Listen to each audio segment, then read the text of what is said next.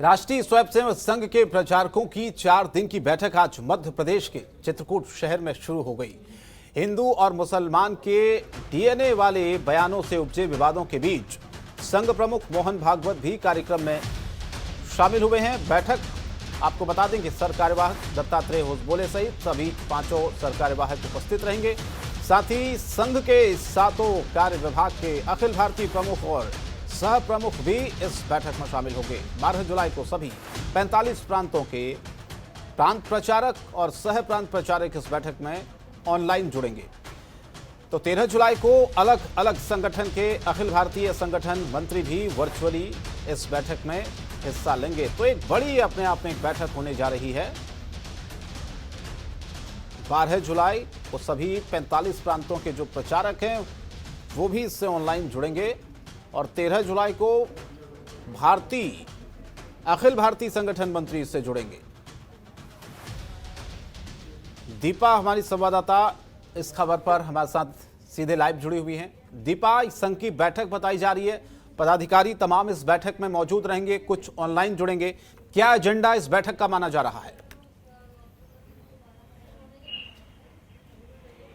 जी शंकर, अगर बात की जाए तो जब से कैबिनेट विस्तार हुआ है मोदी का, उसके बाद अब कहीं ना कहीं यूपी चुनाव को लेकर काफी ज्यादा रणनीतियां जो है वो बनाई जा रही हैं। इसी बीच अगर बात की जाए संघ की अब एक अहम बैठक जो है 9 जुलाई से यानी आज से लेकर 12 जुलाई तक होने जा रही है। इसके अंदर कई महत्वपूर्ण विषयों पर चर्चा होगी। हालांकि अगर बात की जाए यूपी चुनाव के मुद्दे को रखा नहीं गया है, यानी कि ये बात कही नहीं गई कि यूपी चुनाव के मुद्दे पर भी चर्चा होगी, लेकिन इसे भी माना जा रहा है कि इन बैठकों में कहीं ना कहीं यूपी चुनाव को लेकर भी रणनीति जो वो कहीं ना कहीं बनाई जाएगी। इसके अलावा अगर बात की जाए तो कई एजेंडे हैं इस बैठक के। जिस तरह से अगर हम बात करें तो सबसे पहले जिस तरह से अनुसूचित जाति और जनजाति को लेकर जिस तरह से 2021 में जनसंख्या की होनी थी वो अब नहीं हो पाई है, तो इसको लेकर अब कहीं ना कहीं किस तरह से जो अनुसूचित जाति और जो जनजाति है उनमें कहीं ना कहीं जो दूसरी पार्टियां हैं वो भ्रम न फैलाएं, किसी तरह की गलत बातें उन तक न पहुंचाई जाए, इस बात से कैसे बचा जाए, इस बात पर चर्चा होगी। इसके अलावा स्कूल की जो नई रणनीति बनानी है, यानी स्कूल को क्या दिशा निर्देश देने हैं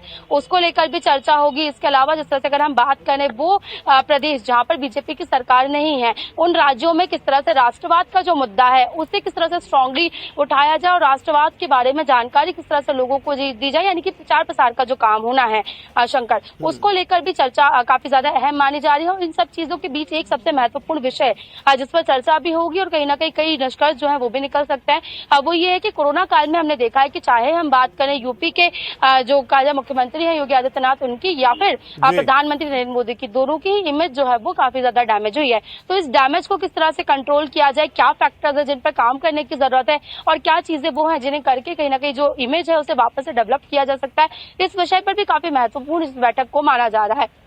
12 तारीख तक इन सारे विषयों को लेकर शंकर जो है चर्चा की जाएगी। चर्चा होने के बाद कहीं ना कहीं जो प्रचारक हैं, जो संघ के प्रचारक हैं, उन सभी को वर्चुअली 12 तारीख के बाद संबोधित भी किया जाएगा। खुद भोपाल भी 14 तारीख को जो काजा के संघ के जो भी महत्वपूर्ण पदाधिकारी हैं वो सभी आएंगे और कहीं ना कहीं यहाँ पर भी चर्चा होगी और जितनी भी जगहों पर प्रचार प्रसार का काम करना है उन सारे कार्यों को किया जाएगा। तो निश्चित तौर पर यूपी चुनाव से पहले इस बैठक को, क्योंकि यूपी के बॉर्डर पर इस बैठक को किया जा रहा है शंकर, तो काफी ज्यादा महत्वपूर्ण माना जा रहा है। जी बिल्कुल, ये बैठक अपने आप में बहुत महत्वपूर्ण। फिलहाल बहुत बहुत धन्यवाद इस तमाम जानकारी के लिए दीपा। तो ये एक तरह से कहा जा सकता है कि संघ की एक बैठक है और कहा यह जा रहा है कि जो चुनाव है 5 राज्यों में उसको लेकर भी चर्चा मंथन इस बैठक में हो सकता है, लेकिन ये देखना होगा कि क्या इसमें चर्चाएं इस बैठक में की जानी है, क्योंकि प्रांत प्रचारक से लेकर तमाम लोग इस बैठक में जुड़ेंगे, यानी कि सबको इस बैठक में जुड़ने का एक तरह से लक्ष्य जुटाया जा रहा है। इसीलिए बैठक